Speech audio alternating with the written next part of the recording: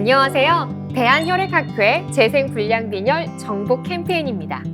2020 캠페인에서는 만성골수성 백혈병 정복에 대한 질환 정보 전달해 드렸었는데요. 올해 정복할 질환은 재생불량빈혈입니다. 정복 캠페인을 통해서 재생불량빈혈이라는 질환에 대한 진단과 치료, 그리고 관리법에 대해서 올바르고 정확한 정보를 대한혈액학회와 함께 알아보겠습니다. 이번 캠페인에 함께 해주실 두 분의 교수님을 소개해드리겠습니다. 교수님들 안녕하세요. 네, 안녕하세요. 네, 장 교수님부터 소개해 주실까요? 저는 대한혈액학회 소속 삼성서울병원 혈액종양내과 장준호입니다.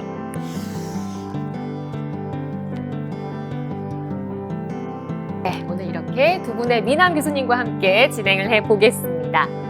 자, 그럼 먼저 본격적으로 시작하기 전에 대한혈액학회 이사장님께서 보내주신 인사 말씀을 만나보겠습니다. 안녕하세요. 대한혈액학회 이사장 이재환입니다. 재생불량빈혈은 골수 안에서 모든 혈액세포의 모체가 되는 조혈모세포가 여러 가지 원인으로 감소하여 혈액세포가 줄어드는 질환입니다. 대한혈액학회의 재생불량빈혈 정복 캠페인은 두 가지 의미를 담고 있습니다. 첫째, 지난 캠페인에 이어 다양한 혈액질환을 대한혈액학회와 함께 정복한다는 의미입니다. 두 번째는 재생불량빈혈은 꾸준히 치료한다면 정복 가능한 질환임을 알리고자 함입니다. 질환의 진단, 치료, 관리법, 그리고 질환을 정복한 환자분의 인터뷰를 통해 재생불량빈혈이 충분히 정복 가능한 질환인 것을 알아주셨으면 합니다. 이번 캠페인을 통해 재생불량빈혈 환자분들이 이 질환을 잘 이해하고 적극적으로 치료받으시기를 바랍니다. 감사합니다. 네, 이사장님. 와. 네, 인사 말씀 감사드립니다. 이번 캠페인에 이사장님을 비롯한 대한혈액학회 훌륭한 선생님들께서 많은 관심을 기울여 주신 만큼 환자분들이 재생불량빈혈을 정복하는 데 큰 힘이 될 것 같습니다. 자, 그럼 본격적으로 재생불량빈혈 정복 캠페인을 시작해 보겠습니다. 첫 번째 영상의 주제 뭔가요, 장 교수님? 네, 바로 재생불량빈혈의 진단입니다. 재생불량빈혈의 원인과 증상이 무엇인지 알아보고 진단에는 어떤 검사가 필요한지 설명해 드리도록 하겠습니다. 자, 우선 재생불량빈혈의 진단을 이야기하기에 앞서서 재생불량빈혈이 어떤 질환인지 간략한 설명이 필요할 것 같아요. 사실 좀 이름부터 낯선 질환인 것 같은데요. 어떤 질환인가요? 우리 몸의 뼈 안쪽에 보면 이제 골수라는 게 있습니다. 그 골수라는 거는 쉽게 말해서 이거 피를 만들어내는 곳인데요. 피를 만들어내는 공장이라고 생각하시면 됩니다. 이 골수라는 공장에서 이제 우리 몸에 필요한 백혈구, 적혈구, 이제 혈소판이라는 그런 세포들을 만드는데요. 이러한 혈액세포들이 처음부터 이제 그 운명이 정해진 게 아니고요. 이제 조혈모세포라는 그런 엄마세포라는 그런 것들에서 이제 발전하게 됩니다.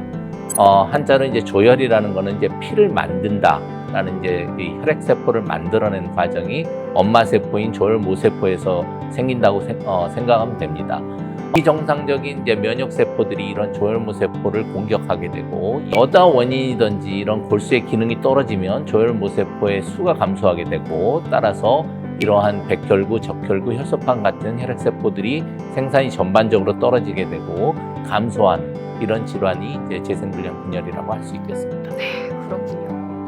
그러니까 혈액의 세포를 만들어내는 이 골수의 기능이 떨어져서 조혈모세포 수가 감소하고 결국에는 혈액세포까지 줄어든다. 혈액을 만드는 기능 자체가 떨어지는 질환인 것 같습니다. 자, 그렇다면 이 재생불량빈혈의 원인에는 어디가 있을까요? 나이나 성별 이런 것도 영향을 미치는 걸까요?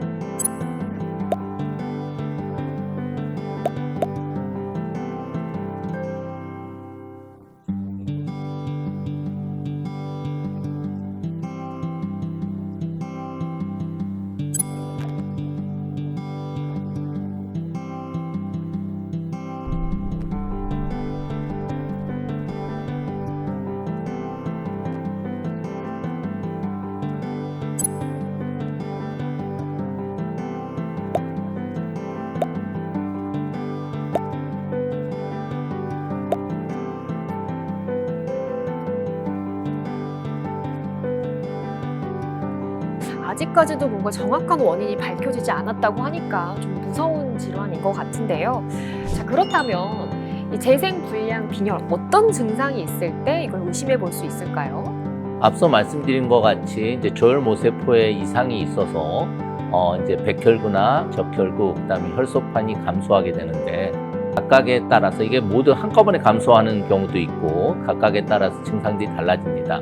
따라서 백혈구가 감소하게 되면 이제 감염에 이제 취약하게 돼서 이제 감염이 잘 생기게 되고 적혈구가 이제 감소하게 되면 빈혈이라고 하는데 빈혈에 따른 증상이 이제 나타나겠죠. 그러면 운동을 심하게 하거나 계단을 올라가면 숨이 차다든지 이제 빈혈이 심하게 되면 가만히 있어도 이제 숨이 차게 되겠죠.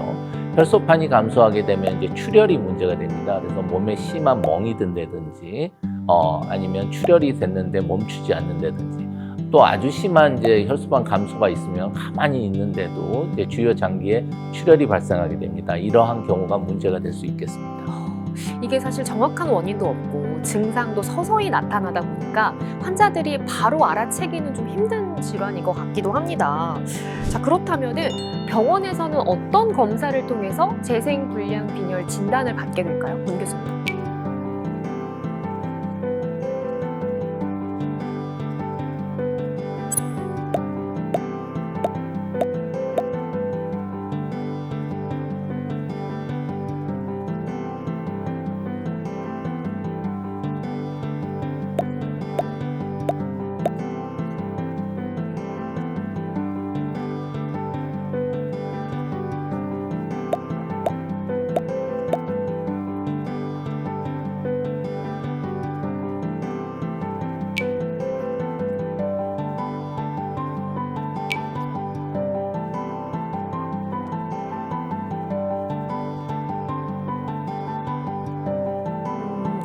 그렇다면은 남은 골수 기능에 따라서 이 치료의 방향이 결정된다는 말씀이신 것 같은데 맞나요?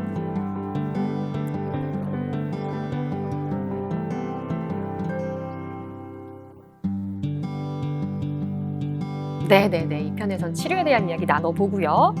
대한혈액학회 재생불량 빈혈 정보 캠페인. 자, 이렇게 해서 재생불량 빈혈이 어떤 질환인지, 발병 원인과 증상, 그리고 진단을 위해 필요한 검사에 대해서 오늘 함께 알아봤습니다. 선생님들 오늘 어떠셨는지 소감, 장 교수님부터 말씀해 주실까요? 네, 대한혈액학회에서 진행하는 이런 그 환자들을 위한 캠페인에 참여하게 돼서 상당히 기쁘게 생각하고요. 이런 캠페인을 통해서 환자분들이 용기를 갖고 또 이제 좋은 치료 환경이 이제 조성되었으면 합니다. 참석하게 돼서 매우 기쁩니다. 네, 말씀 감사드리고요. 문 교수님 어떠셨어요?